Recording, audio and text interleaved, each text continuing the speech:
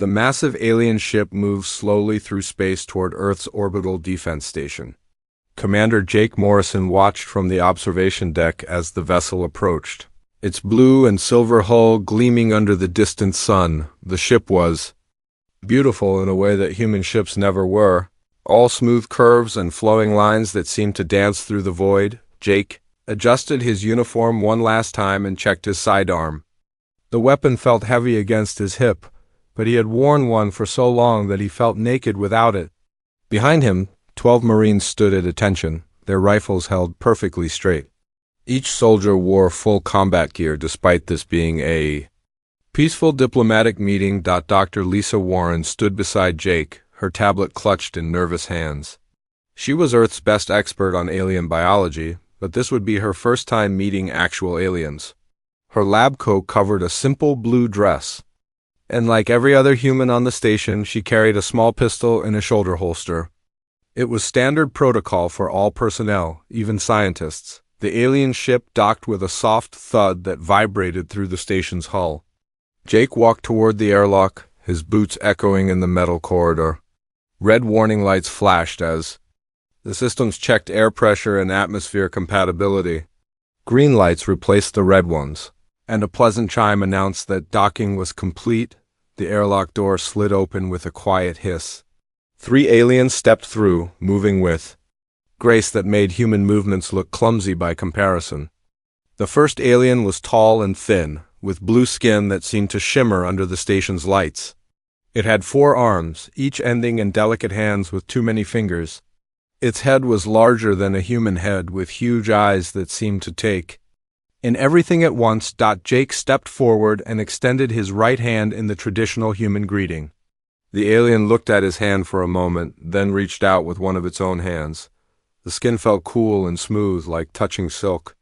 "Welcome to Earth space," Jake said, trying to keep his voice steady and professional. "I am Commander Jake Morrison of the Earth Defense Force. We are honored by your visit." The alien's large eyes moved quickly around the docking bay, taking in every detail. Jake could see it noticing the weapons that every human carried, the automated defense turrets mounted on the walls, and the soldiers standing guard at every entrance. The alien's expression was hard to read, but Jake thought he saw concern in those huge eyes. "I am Ambassador Zethkar of the Valonian Republic," the alien said, its voice musical and strange. "We come in peace to establish diplomatic relations with your species." The alien paused and looked directly at Jake's sidearm. "May I ask why you and your people carry so many weapons for a peaceful meeting?" Dr. Warren stepped forward quickly, sensing the tension in the air. "Ambassador Zethkar, please don't take offense. This is simply our standard security protocol. We mean no harm to you or your delegation." The second alien, shorter than the ambassador with green skin and tentacles instead of hair, spoke in a whisper to Zethkar.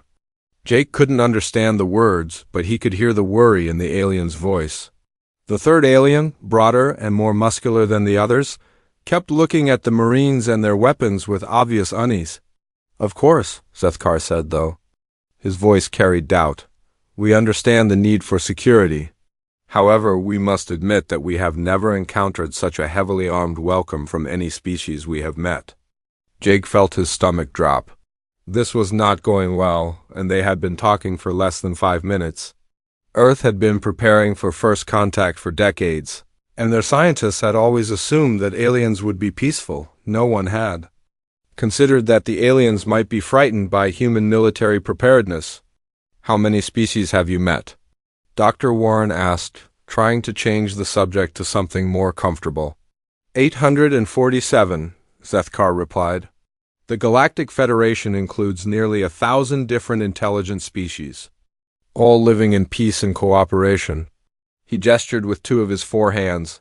"We have protocols for first contact that have worked successfully for thousands of years." The green-skinned alien whispered something else to the ambassador. Zethkar nodded and looked back at Jake. "My aide, Scholar Krinth, wishes to know if your species is currently engaged in warfare. The level of military preparation we observe suggests an active conflict."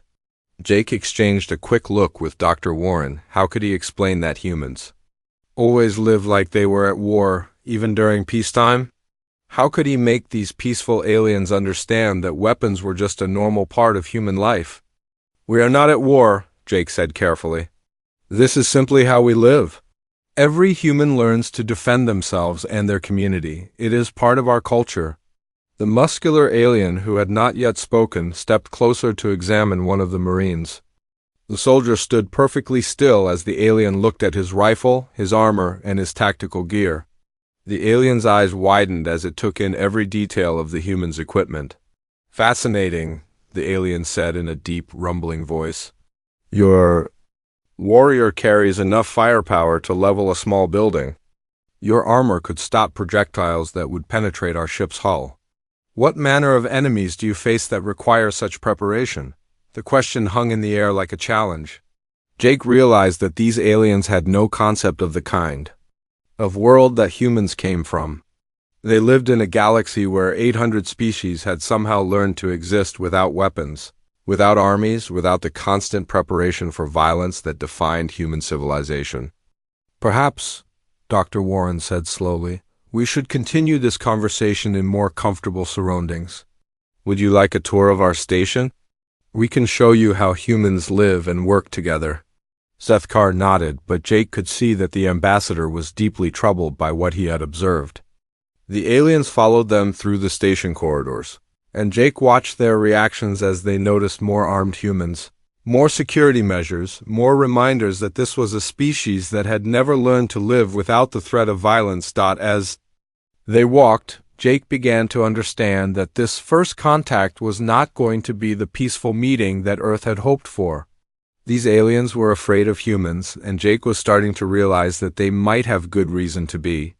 The question was whether humans could convince them that their weapons were not meant for conquest, but for something else entirely. The tour had barely begun, but Jake already knew that explaining humanity to these peaceful aliens was going to be the greatest challenge of his career. 3 weeks had passed since the aliens arrived at Earth's orbital station. Ambassador Sethkar and his team had established a temporary embassy in Geneva, Switzerland. The tall blue alien walked through the streets with Secretary of State Helen Brooks, trying to understand human society. Behind them, Scholar Krinth took notes on everything he saw, while the military advisor, Quilden, watched the humans with growing worry. Helen pointed to a police officer directing traffic at a busy intersection. The human wore a dark blue uniform and had a pistol holstered at his side. "Officer Martinez helps keep our streets safe," she explained to the aliens. "He makes sure people follow traffic laws and helps anyone who needs assistance." Sethkar stopped walking and stared at the weapon on the officer's belt. "Why does this peacekeeper carry a tool of violence?" "In our society, those who maintain order use words and reason, not weapons." Helen felt uncomfortable trying to explain something that seemed so normal to her. "Well, sometimes words aren't enough. If someone breaks the law or threatens innocent people, Officer Martinez needs to be able to protect others." The green-skinned Krint H wrote quickly on his electronic tablet. "How often does this officer use his weapon?" he asked. "Hopefully never," Helen replied. "Most police officers go their entire careers without firing their guns, but they need to have them ready, just in case." They continued walking through the city center. The aliens noticed that the security guard at the bank carried a weapon. The guard at the museum had one too. Even the woman walking her dog in the park had a small pistol in her purse. Every human they encountered seemed prepared for violence at any moment. At a sidewalk cafe, they met with General Carl Davis, who had flown in from Washington to join the cultural exchange. The old soldier ordered coffee while the aliens requested water. Quilden, the military advisor, leaned forward across the table with intense curiosity. "General Davis," Quilden said in his deep, rumbling voice, "we have studied your military forces. You have enough weapons to destroy your own planet several times over. Your defense spending equals the combined budgets of 12 Federation worlds. Why does one species need so much firepower?" General Davis sipped his coffee slowly, thinking about how to answer. "It's complicated," he said finally. "Humans have always faced threats. We've learned that being prepared prevents larger conflicts from starting. Crint H looked up from his notes. But threats from whom? You said your species is not currently at war. Not at war with each other, no, Helen said. But there are always dangers. Natural disasters, criminals, terrorists, accidents. Humans. Believe in being ready for whatever might happen? The aliens exchanged glances through their telepathic connection. In their shared thoughts, they expressed confusion and growing alarm. Why would a species live in constant preparation for violence if they claim to be peaceful? The next day, they visited a suburban neighborhood outside the city. A friendly human named Pete Johnson invited them to see his garden. He was proud of his tomatoes and showed them how he grew vegetables without using harmful chemicals. The aliens found his agricultural methods fascinating and began to relax. Then, Pete casually mentioned his gun safe while they walked past his garage. I keep my hunting rifles and shotguns locked up in there, he said, pointing to a heavy metal cabinet. Safety first, especially with kids in the neighborhood? Zethkar stopped walking. You have multiple weapons in your home? Are you a soldier? Pete laughed. No, I'm an accountant. I just like to hunt deer in the fall, and I want to be able to protect my family if anything bad ever happens. He said it so naturally, like owning deadly weapons was the most normal thing in the world. The aliens requested to visit other human cities to see if this pattern continued everywhere. In Tokyo, they met with diplomat Yuki Tanaka, who explained Japan's stricter weapon laws. Even there, the self-defense forces maintained bases throughout the country, and police carried weapons when needed. Your culture has fewer personal weapons, Zethkar observed, but your society still maintains large military forces. Why? Yuki considered the question carefully. Our history has taught us that peaceful nations must still be able to defend themselves. We hope never to fight, but we must be ready if someone forces us to fight. In London, Inspector Mary Collins showed them around Scotland Yard. She explained how British police usually did not carry guns, but on-response teams were always ready to deploy within minutes if needed. The aliens watched training exercises, where human officers practiced shooting with incredible precision. Your species fascinates us, Crint H said to Inspector Collins. You create art about peace and love, yet you train constantly for war. You sing songs about harmony while building weapons of destruction. How do you reconcile these contradictions? Inspector Collins thought for a long moment. Maybe we love peace so much because we know how terrible the alternative can be. We've seen what happens when good people can't defend themselves against bad people. That evening, the alien delegation met privately in their embassy. Quilden paced back and forth, his large frame filling the small room. Something is wrong with our understanding of this species, he said. Every Federation world we know achieved peace by abandoning violence. These humans claim to want peace, but they arm themselves like they expect war at any moment. Crinth looked up from his extensive notes. I have been analyzing their entertainment media. Their stories glorify warriors and soldiers. Their children play games about fighting and conquest. Their heroes are always those who can defeat enemies in battle. Zethkar stood at the window, looking out at the human city below. Lights twinkled in millions of windows, each one representing families living their daily lives. Yet he knew that behind many of those windows were weapons, ready to be used if necessary. We need to understand why, he said quietly. 847 species have joined the Federation in peace. All of them put down their weapons when they reached maturity as civilizations. Why are humans different?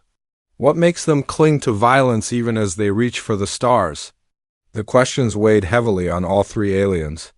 They had been sent to determine if humans could join the Galactic Federation, but how could they recommend a species that seemed so devoted to warfare? The Federation had never encountered anything like humanity, and they were beginning to wonder if humans were simply too dangerous to be trusted with galactic citizenship. Tomorrow they would begin preparing their report for the Grand Assembly. But tonight they could only wonder what kind of species they had truly discovered. The Grand Assembly Hall on Nexus Prime was unlike anything humans had ever seen. The massive crystalline dome stretched high above, filled with delegates from hundreds of different worlds. Ambassador Zethkar stood at the central podium, his blue skin pale under the bright lights. Around him sat beings of every imaginable shape and size, all united by one thing they could not understand about humans. Admiral Susan Clark led the human delegation from their seats in the visitor section. Beside her sat Professor Alan Stone, a historian who had spent his life studying human conflict, and Dr. Nina Garcia, a philosopher who specialized in human nature.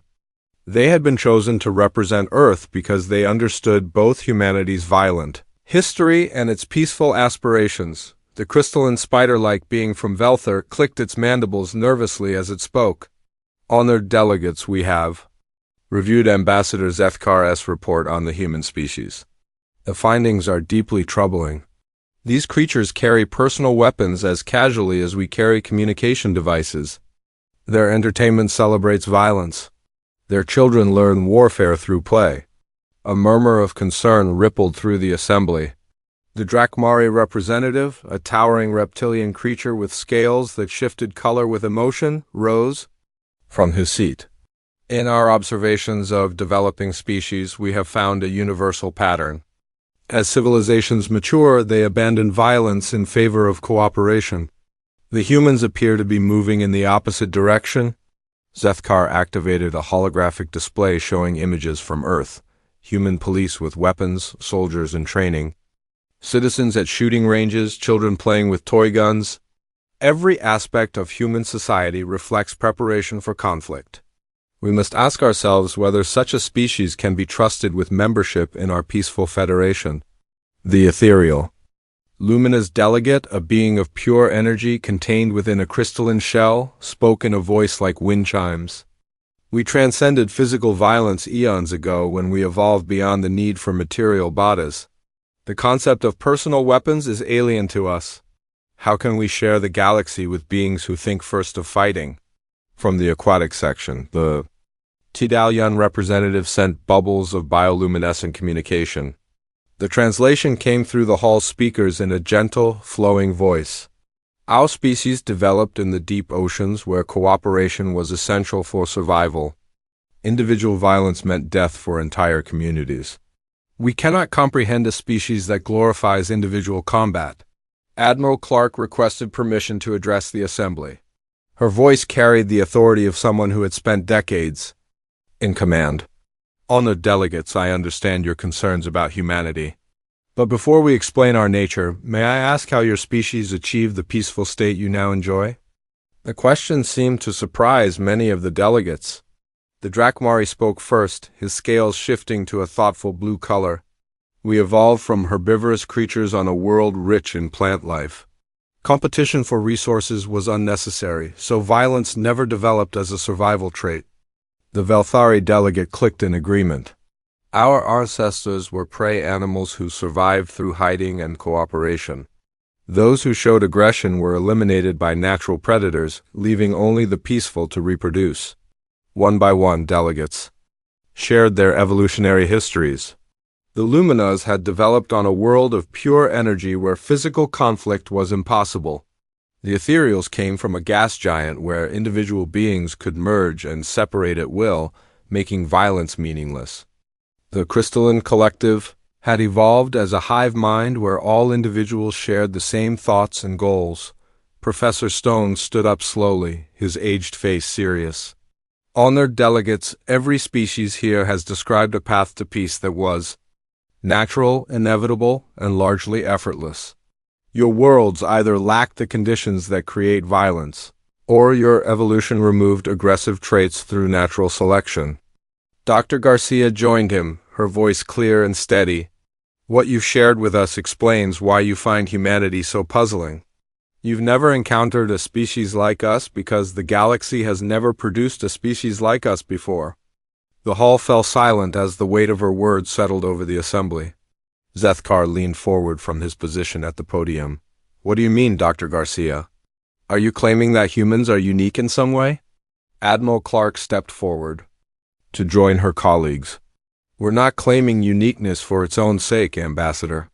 But we believe that our world created conditions that no other species in your Federation has ever faced. The Kryn delegate, a being that looked like a floating jellyfish with multiple brain sections, pulsed with curiosity. What conditions could possibly justify such universal preparation for violence?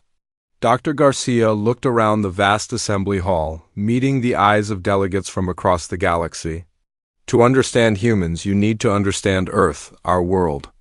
Is what we call a death world, and it has been trying to kill us since the first human drew breath. The reaction was immediate.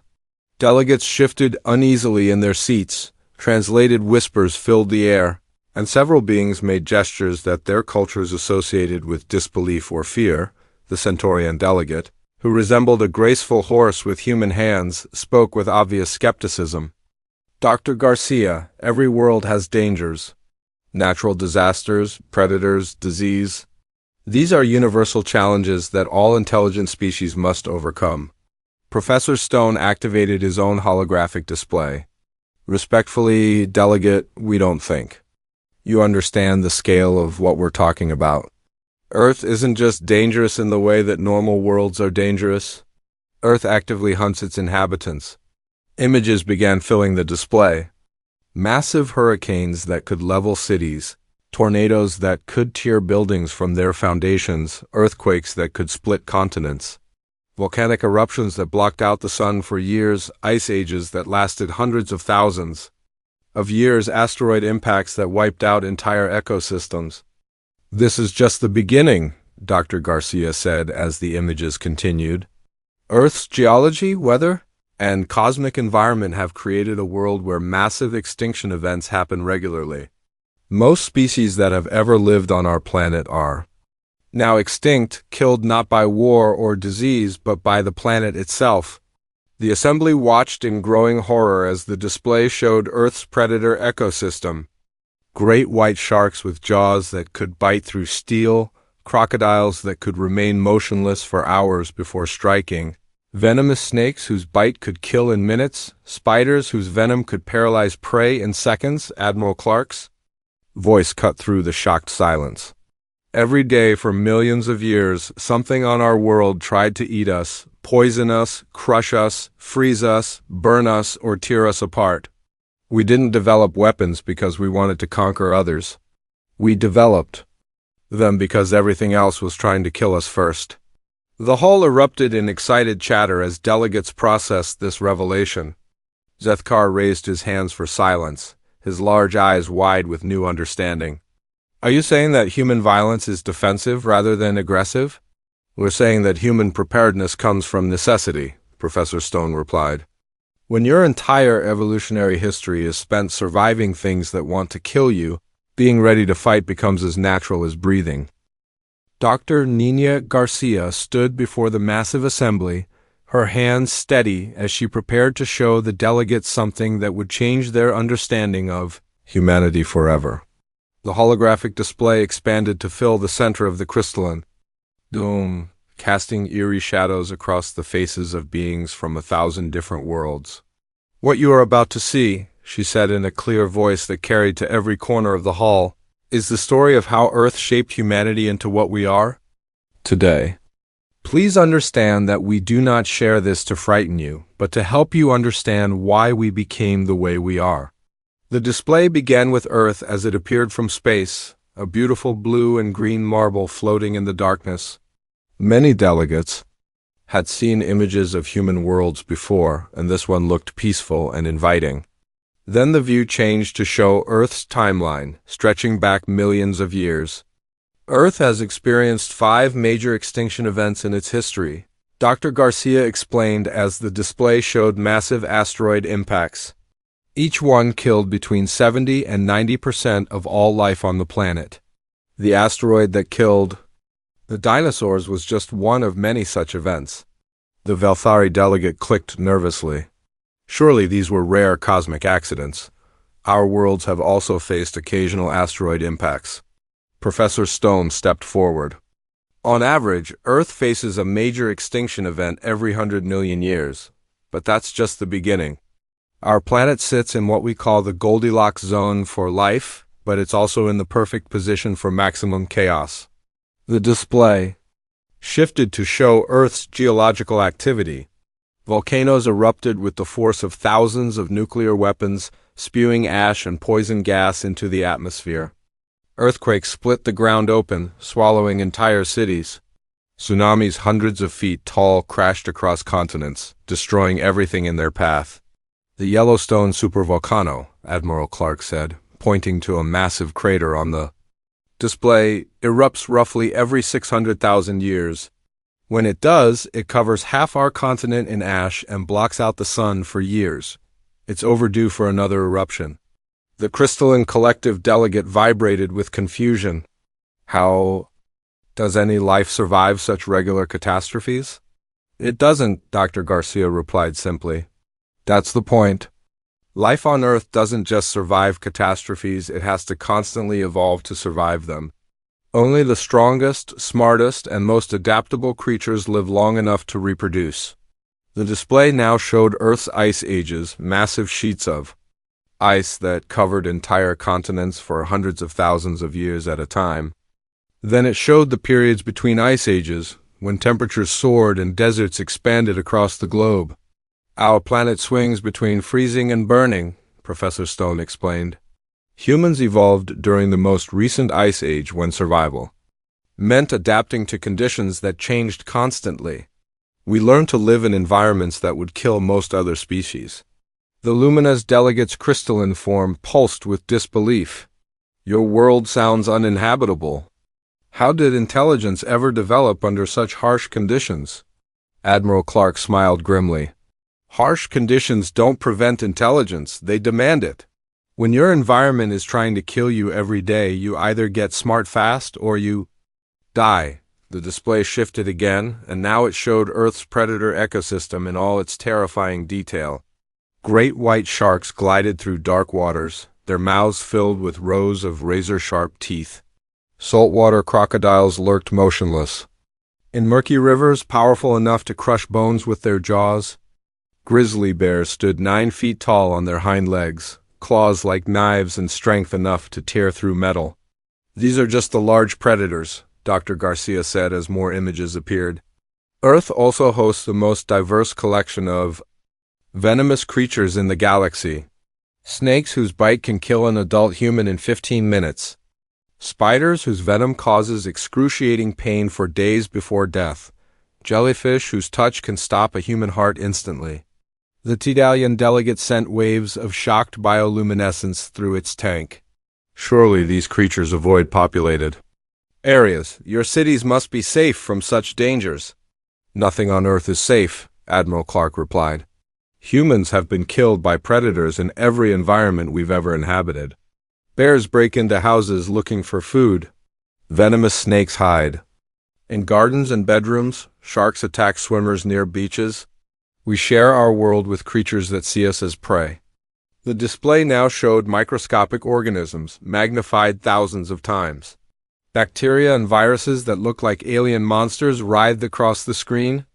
These invisible killers are everywhere, Professor Stone explained. They live in our air, our water, our soil.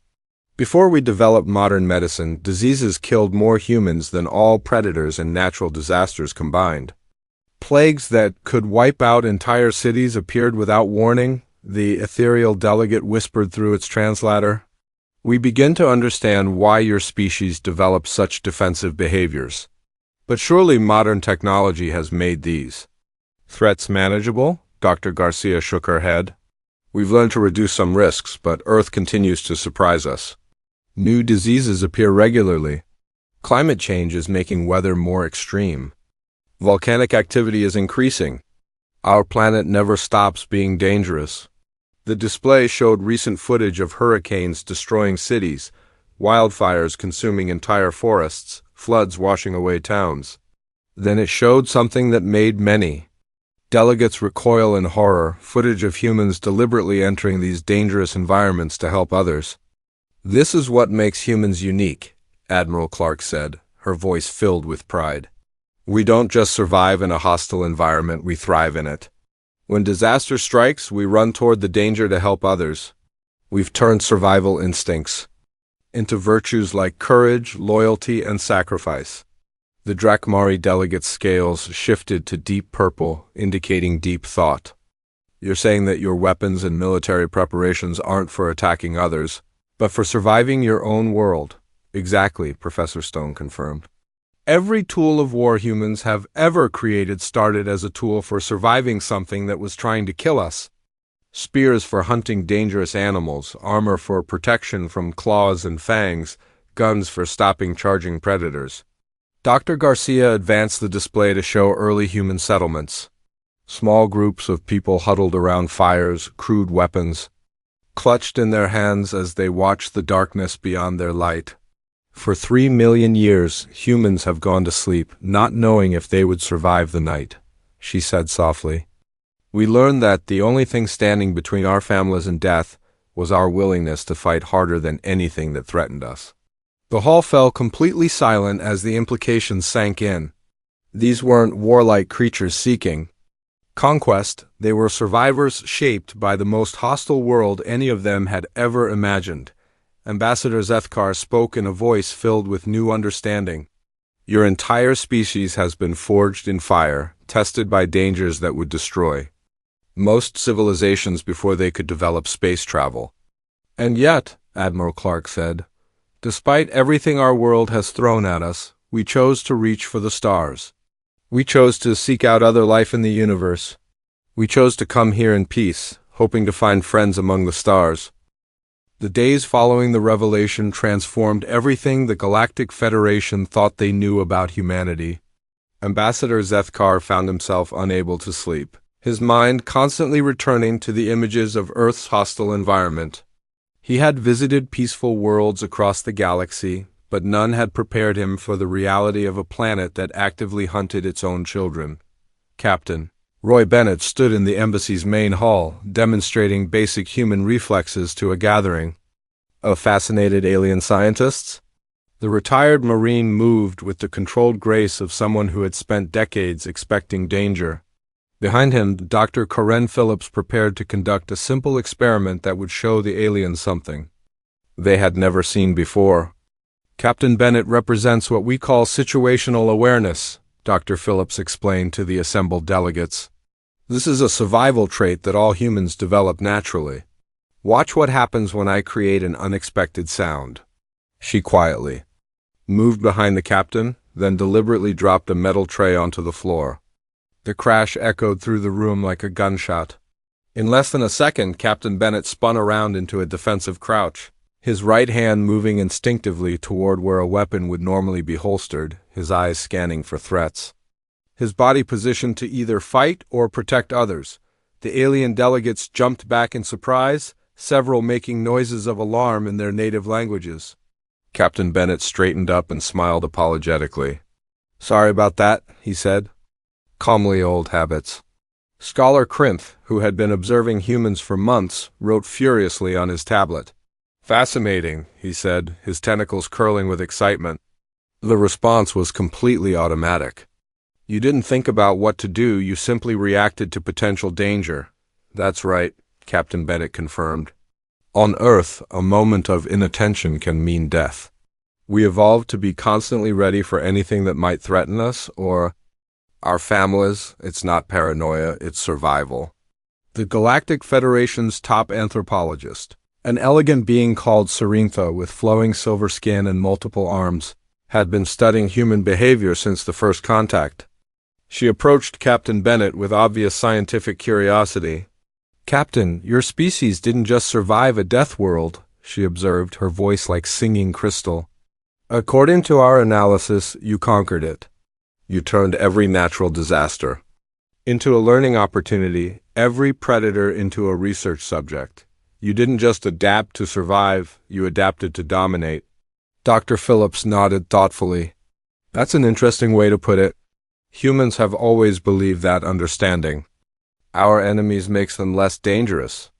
We study hurricanes to predict them. We research diseases to cure them. We track predators to avoid them. Knowledge is our greatest weapon. Secretary of State Helen Brooks joined the discussion, looking more relaxed than she had since the aliens first arrived. The initial fear and suspicion had given way to genuine curiosity on both sides. We learned early in our history that the best way to handle a dangerous universe is to be prepared for anything it might throw at you. The young Federation member Lithana, a being that resembled a walking flower with crystalline petals, asked the question that had been building in everyone's minds. If your world is so dangerous, so hostile, so determined to kill you, why do you love it so much? We've seen your art, your poetry about Earth's beauty. You speak of your home with such affection. The question hung in the air like a challenge. Helen looked at Dr. Phillips, who looked at Captain Bennett. How could they explain the complex relationship humans had with their deadly homeworld? Dr. Phillips smiled, and for the first time since arriving at the embassy, her expression was genuinely happy. Because surviving something that dangerous, that challenging, that utterly indifferent to your existence, and not just surviving, but thriving, building civilizations, creating art, reaching for the stars, that's what makes life meaningful to us. She walked to the large window that looked out over the Swiss countryside. Mountains rose in the distance, their peaks covered with snow that could kill unprepared travelers. Forests stretched to the horizon, filled with hidden dangers that most aliens couldn't even imagine. Earth tried to kill us for millions of years, she continued, her voice filled with a strange mixture of love and defiance.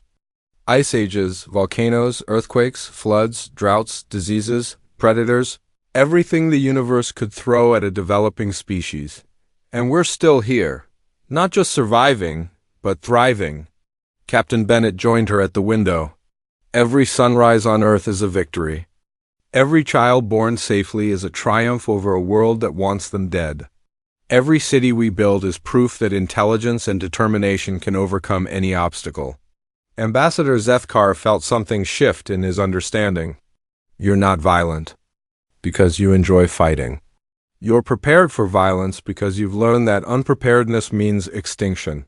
Exactly, Helen said. Our weapons aren't symbols of aggression. They're insurance policies against the unknown. Our military training isn't about conquest. It's about being ready for whatever comes next. The conversation was interrupted by a priority message from the Federation Council. The preliminary vote had been tallied and the results were surprising. Instead of rejecting humanity's application for membership, the delegates were asking for an extended cultural exchange period. Cerintha read the message aloud. The Council has voted to invite human observers to visit Federation worlds. While sending additional study teams to Earth, they want to understand what other lessons a Death World species might teach the galaxy. Colden, the military advisor, who had initially been most suspicious of human intentions, stepped forward with something approaching respect in his posture. There's something else the Council wants to discuss. In our 10,000 years of galactic peace, we've never faced a serious external threat. But deep space monitoring has detected signals from outside our local galaxy group. Unknown vessels, moving with hostile intent. The room fell silent. Admiral Clark, who had been quiet during most of the discussion, suddenly became very alert. What kind of vessels? We don't know, Kulden admitted. They're using technologies we don't recognize, and they've destroyed 3 unmanned monitoring stations without any attempt at communication. The Federation has no experience dealing with genuine threats to our collective survival. Dr. Phillips understood immediately. You want to know if humans might be able to help defend the galaxy. If these unknowns prove hostile? Zethkar nodded slowly. A species that spent 3 million years learning to fight for survival might be exactly what the galaxy needs if we face something that can't be reasoned with. Admiral Clark stood straighter, her military bearing evident. Ambassador, if the galaxy ever faces a threat that requires fighting back, you'll find no better allies than a species that turned a death world into a garden. We've been preparing for the unknown our entire evolutionary history. The aliens exchanged glances through their telepathic connections. Humanity's greatest perceived weakness, their constant preparation for violence, might actually be their most valuable contribution to galactic civilization. On behalf of the Galactic Federation, Zethkar said formally, I extend an invitation for Earth to join our council, not as junior members seeking approval, but as equals bringing unique wisdom. To our community? Helen Brooks felt tears forming in her eyes. We accept, Ambassador. And we promise you this, if the stars ever become dangerous again, humanity will stand with you. The humans had finally found their place among the stars, not despite their warrior nature, but because of the strength and wisdom it represented.